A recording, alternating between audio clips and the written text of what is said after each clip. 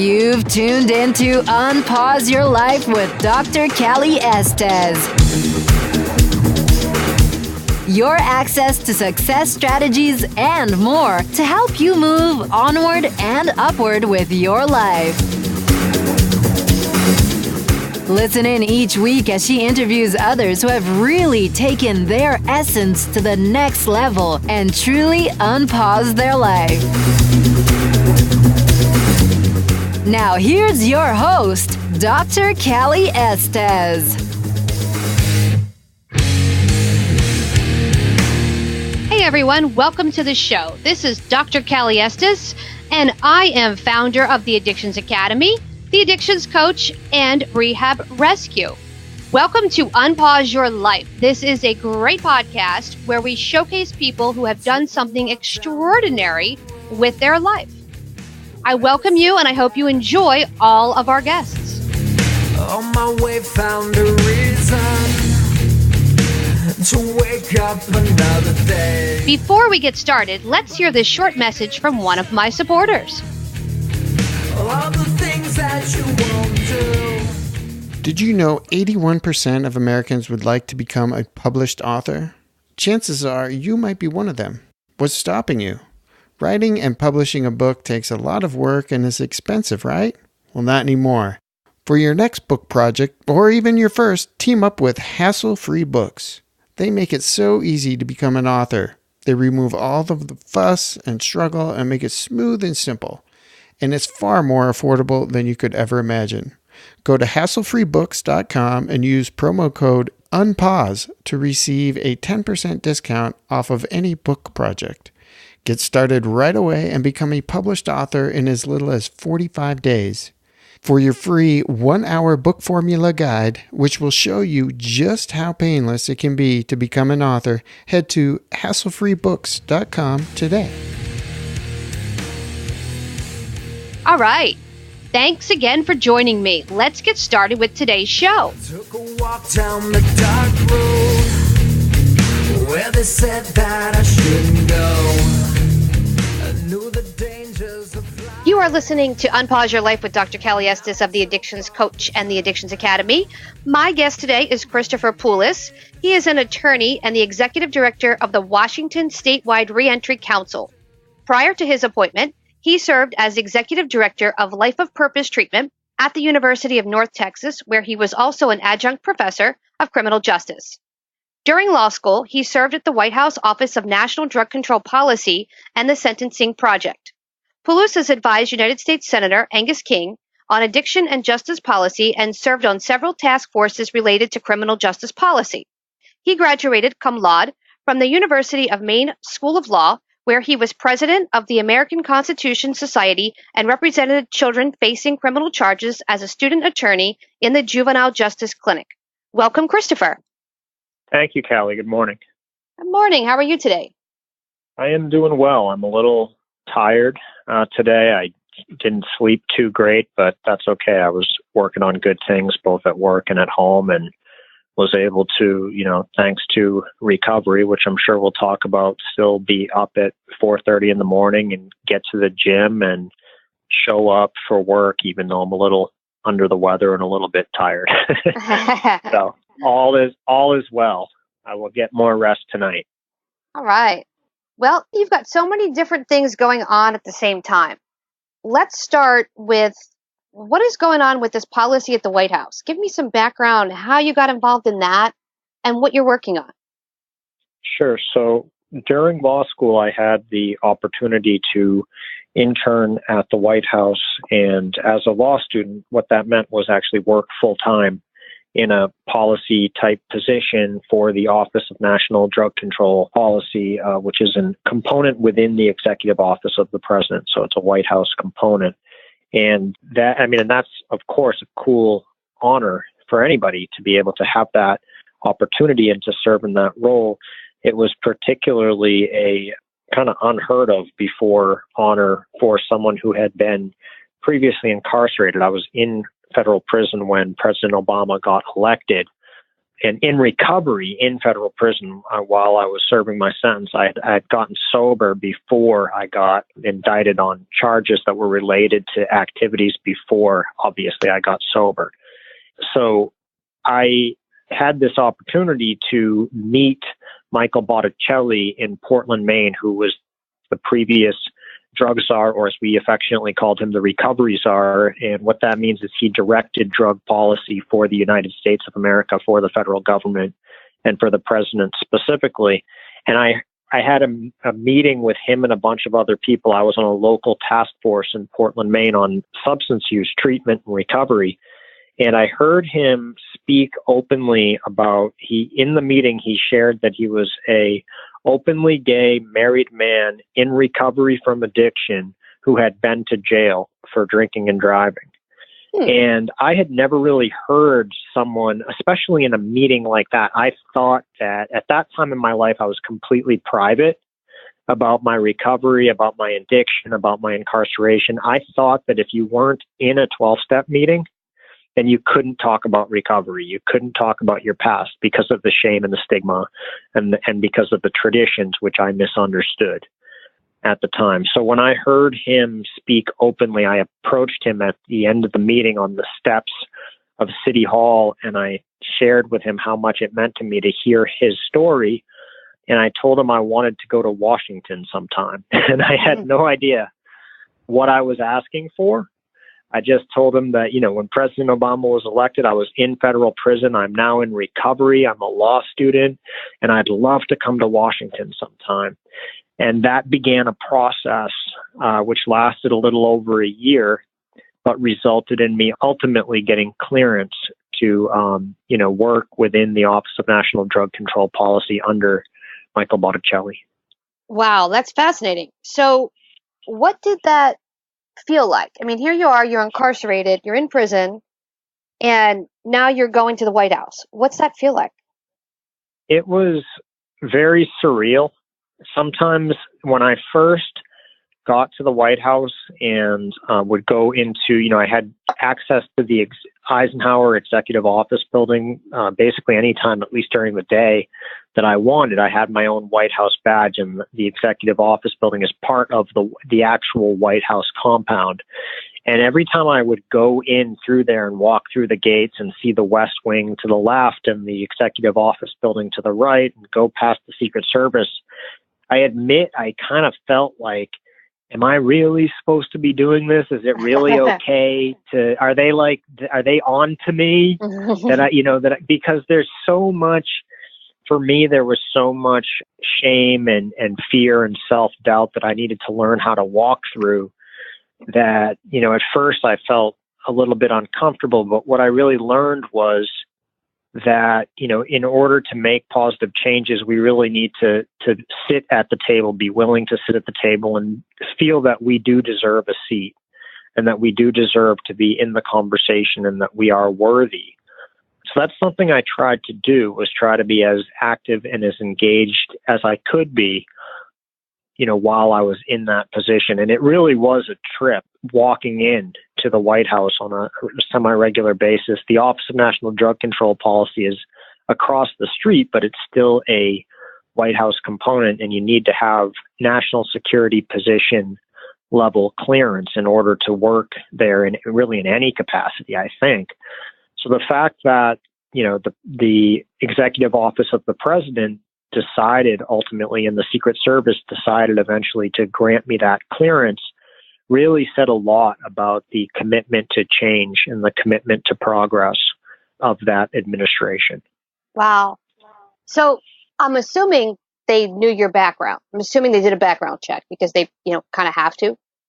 What do you think that says for addicts in recovery? Because here you are, you're in federal prison, and now you're in the White House. Like, it kind of sends a message like, even if you have a sordid past or things you've done in the past, and you're in recovery and you're doing the right thing, you can pretty much achieve anything. Right. I think what it does is, and of course, not everyone coming out of incarceration is going to be, say, a pilot or an astronaut or an attorney. I don't know if an attorney is quite in the same category as an astronaut, but, Well, for me, when I was a kid, attorneys were my astronauts. You know, I looked up at my grandfather, who was an attorney. I didn't know my own father growing up, but I did have a relationship with my grandfather. And I thought, wow, that's really amazing what he does. And he did help a lot of people as an attorney. So what it does for me, I think, and hopefully for other people, is that it shows that we can achieve things that people may have told us are impossible for people with our backgrounds, or that I think even worse, maybe we told ourselves that these things are impossible. And, you know, kind of 12-step or recovery 101 is to avoid contempt prior to investigation. And so I decided to stop doing that in my own life, because some people told me it was delusional that I could actually someday practice law specifically.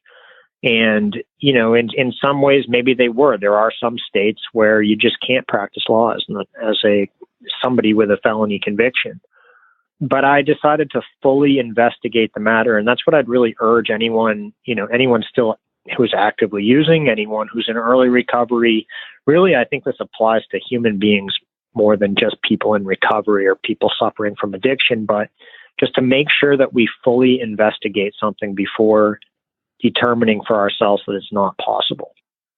And so that's what I think this says, is that there are possibilities. I know a woman who's been incarcerated works full time in a trusted position for the Department of Justice. There are elected officials who still carry felony convictions. These things are possible. It provides a message of hope for sure. I think you're right. I was telling you, off air that I had helped two people down here in Florida. One had a burglary charge, and he was having trouble with the Bar Association, and I had one that had a domestic violence charge, having trouble with the Bar Association, and both of them are now practicing law. So it is possible. It is possible if you clean up your side of the street and get yourself together and do the things you're supposed to do to get where you want to go. Now, right. You're working in the prisons now, correct? I am. My current role is as executive director of the state of Washington's Reentry Council. So there's a statewide reentry council created by the legislature with members who are appointed by the governor, and I'm the director of the council. Wow. So you're doing big things. You're not just practicing law. You're doing huge things.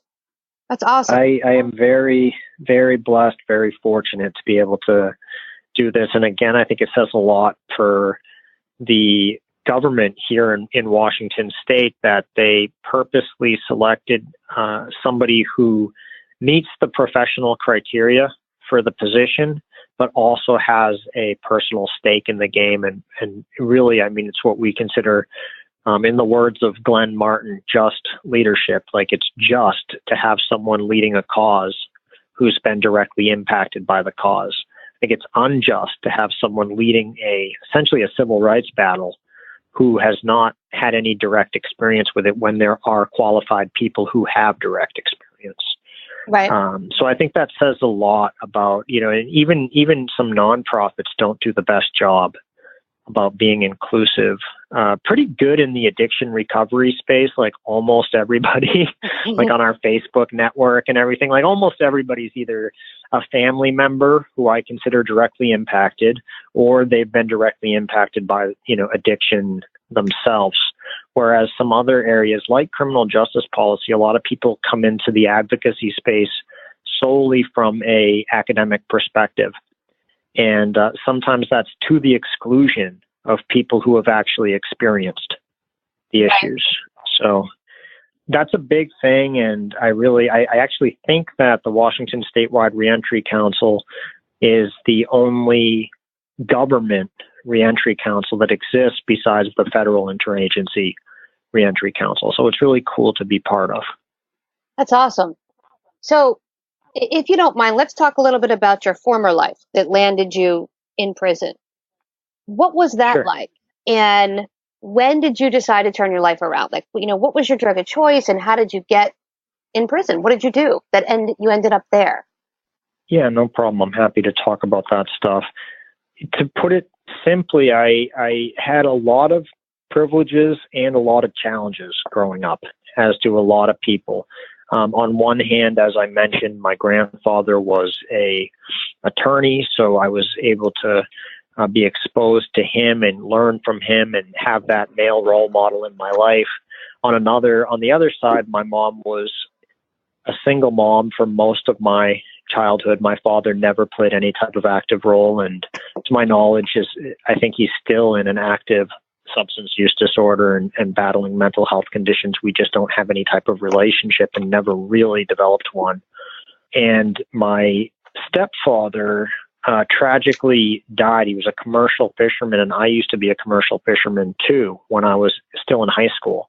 Oh, wow. And my stepdad died. His boat was struck by a tanker, and the tanker didn't report it. We think it was struck by a tanker anyway. That's what the evidence suggested. We never proved it.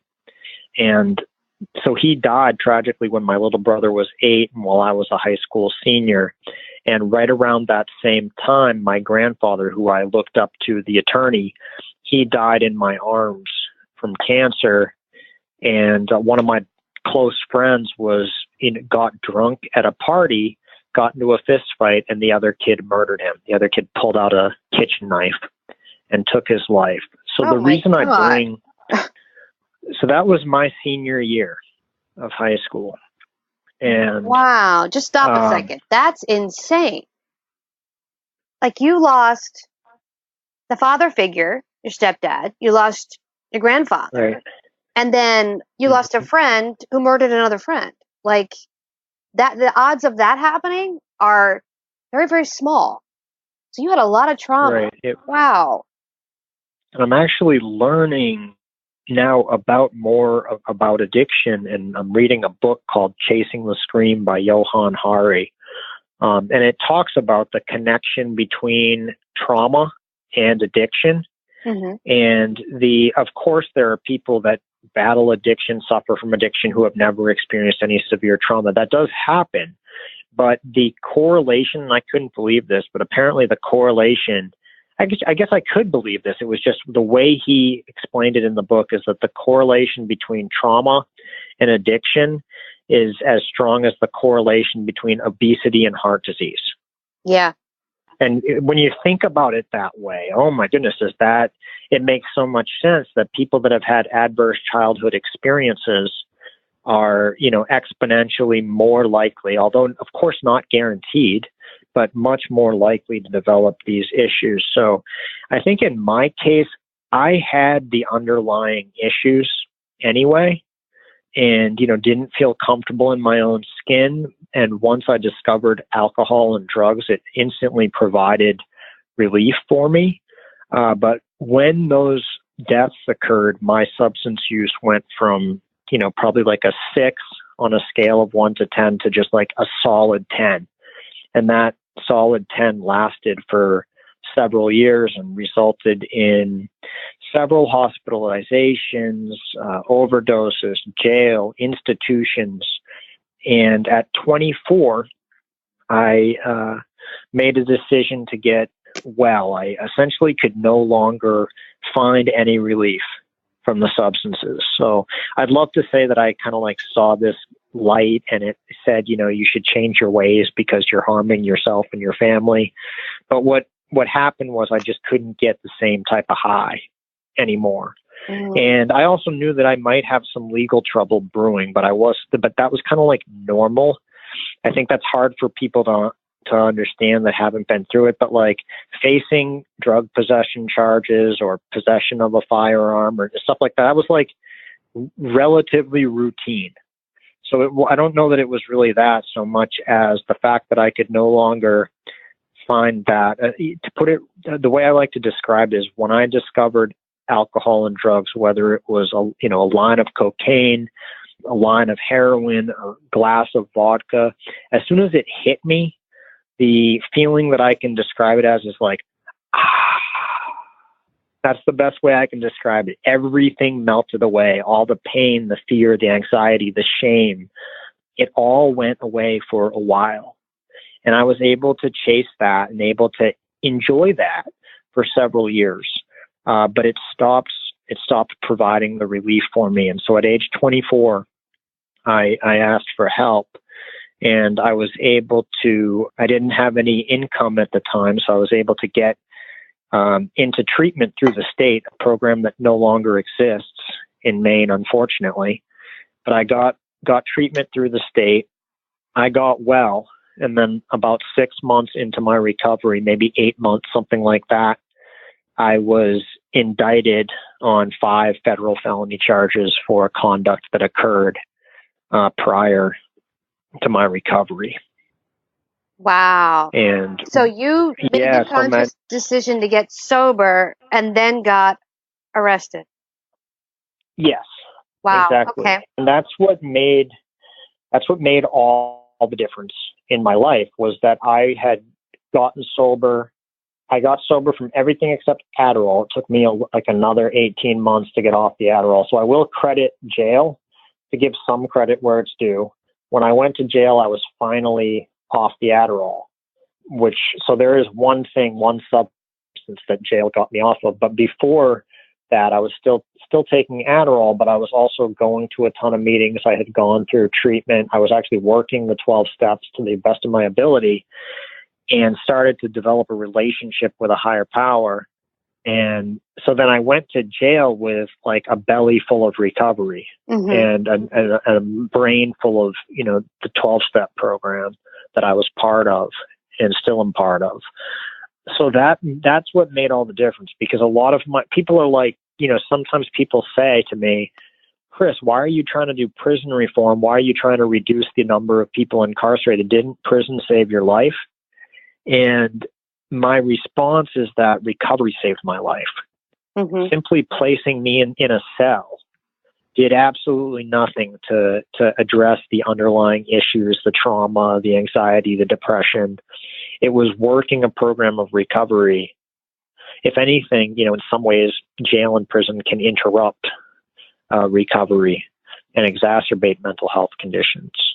Yeah. So I do have to credit jail with getting me off the Adderall specifically, though. I do have to give credit where it's due. It's now been, I think, coming up on 9 years since I've used any type of mood-altering substance, including prescription medication. Wow, congratulations.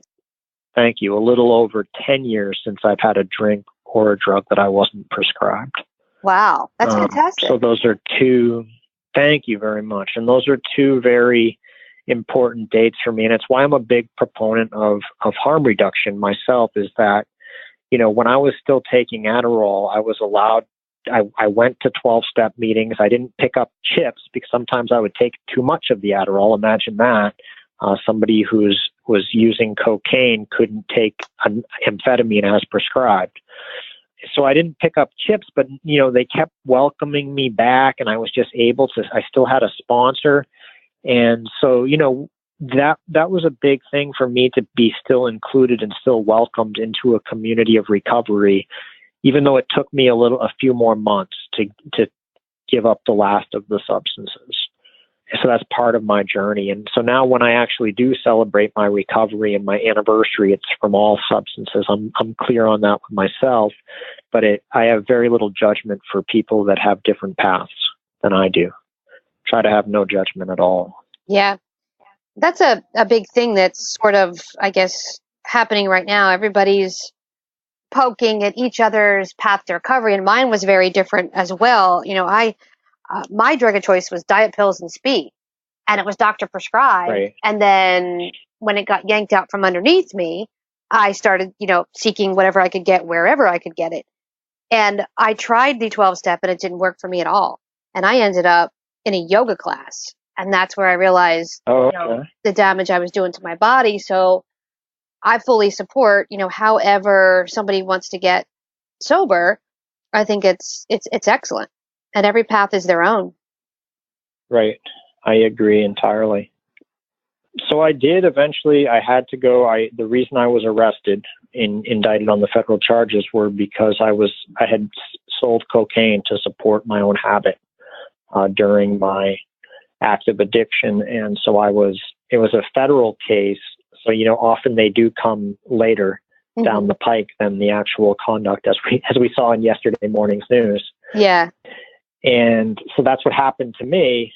And I ended up, going to jail. I initially didn't have a private attorney. I had a court-appointed attorney, and it felt like this particular individual wasn't really willing to advocate for me.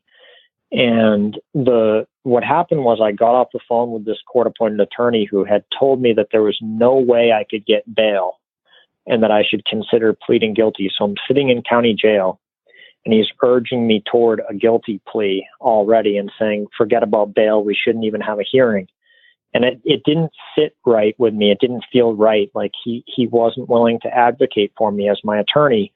So I got in touch with my family. I got in touch with friends, and I was able to get the resources to hire a really expensive private attorney. And what happened was, within hours of me getting this new attorney, I was released from jail.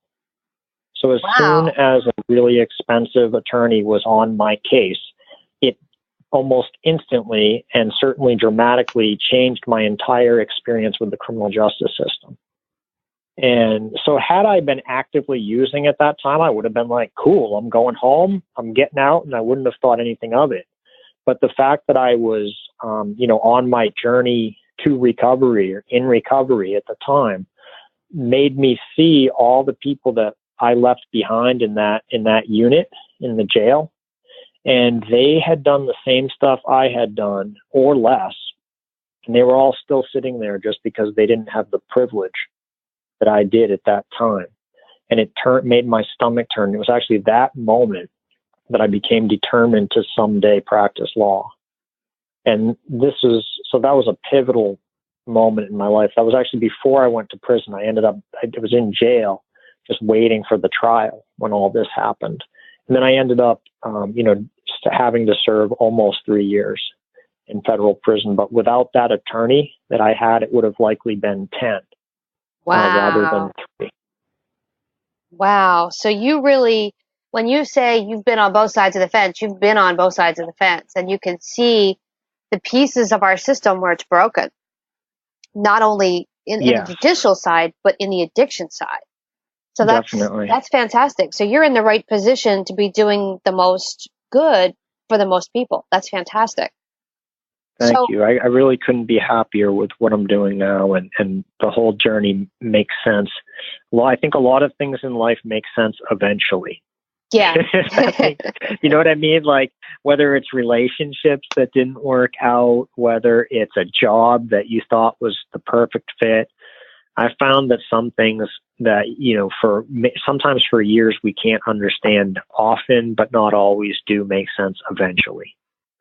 Yeah. And that's extremely accurate. And everything we learn, or every person we come in contact with, we learn something from. And it teaches us something else. Definitely. And puts us in the next phase of our life. For me, I started my career in a prison. I did my internship. I was the first female ever to work at SCI Rockview, which is an all-male prison outside of Penn State. And I wanted to work with the sex offenders. And they told me, forget it. You're going to work with the addicts. And I said, oh, how boring could that be? Not knowing how fascinating it was going to be or where I'd end up. And I wanted to be an FBI agent. And my mentor was ex-CIA. And the first thing he said to me is, you don't want to be an FBI agent. Sit down and listen. And I was like, oh boy. And I learned so much there, body language and how to detect if someone's lying by perspiration rate. It was fantastic. I didn't know how much of that I would need in my career, but I use everything I have. So it's invaluable. The tools you get and the lessons you get, you use throughout life. Absolutely. Definitely agree.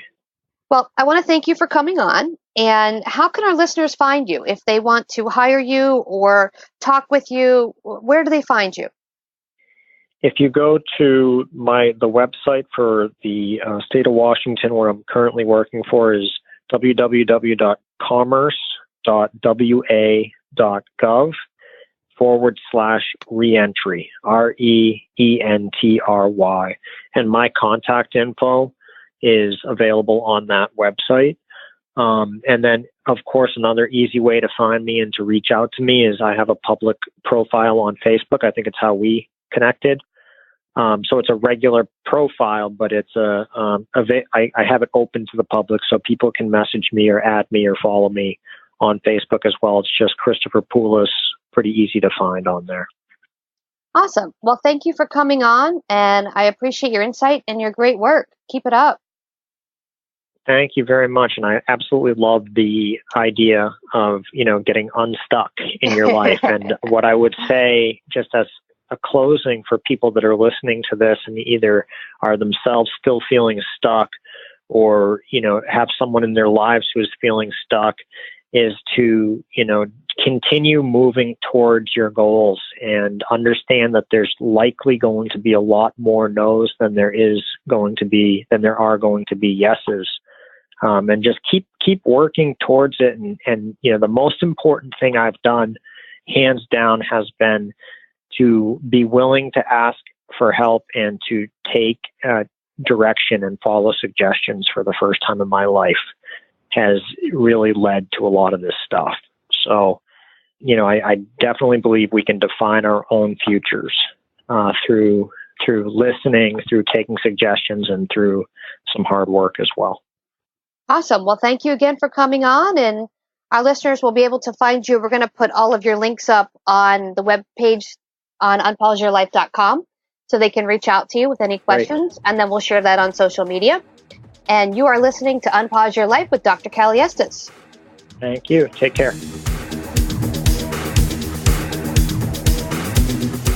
Hey, everyone. Thanks again for listening. I really hope you enjoyed the show today. Head on over to iTunes and Apple Podcasts and leave a comment or review of what you think.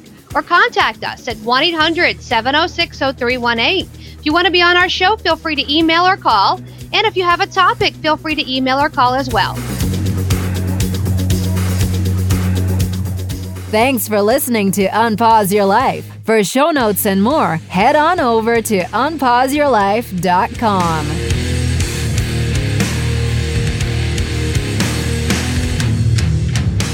Big shout out to recoveryinnovators.com for help producing this show. Thank you, guys.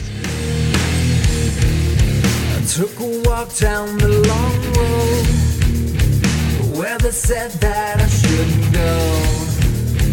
On my way found a reason to wake up another day. But they needed to show you all the things that you won't do. Find faith or religion, but nothing to show for it.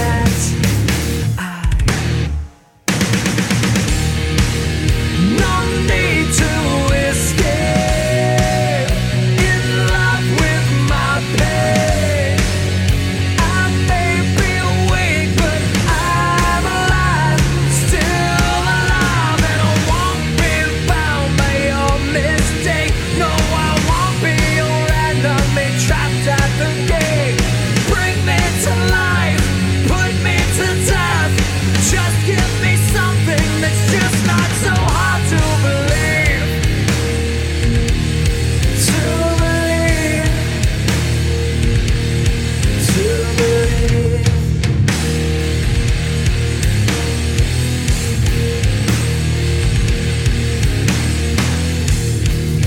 I took a walk down the dark road where they said that I shouldn't go. I knew the dangers of flying. Now I'm so far from solid ground. But they needed to show you all the things that you won't do. Find faith or religion, but nothing to show for